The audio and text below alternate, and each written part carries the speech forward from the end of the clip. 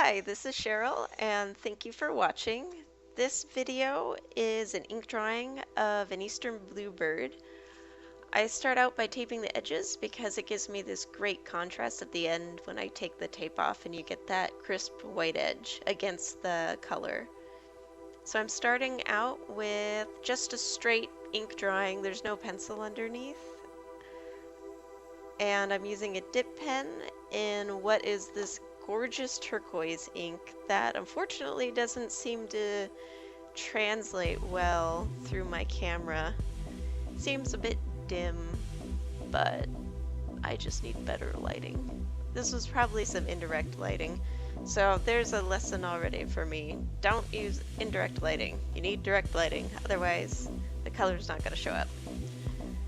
So I'm adding some details, bits of feathers, but not putting all of them there because you just kind of want to suggest what the texture is. If you try to actually do all the feathers, at least I go a little crazy because it's way too... You get distracted by all that detail and forget to bring the gesture and the essence of what you want to portray into the drawing.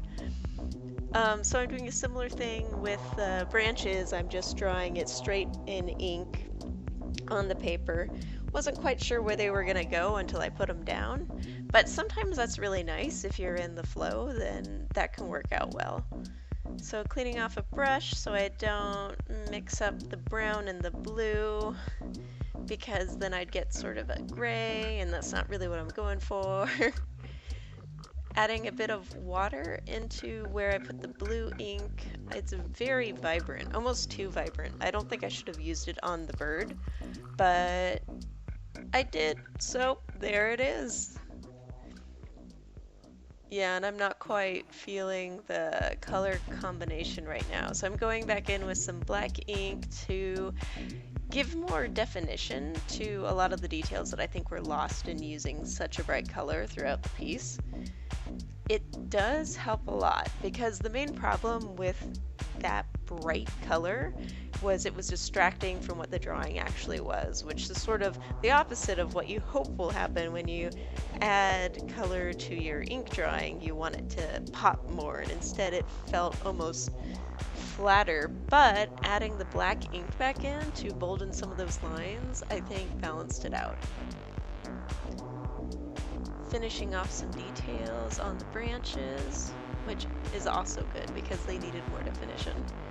Signing at the bottom, and still not quite happy. I'm going to go in with this white ink that I have that unfortunately it's quite dried out, so I have to add water back into it whenever I want to use it again.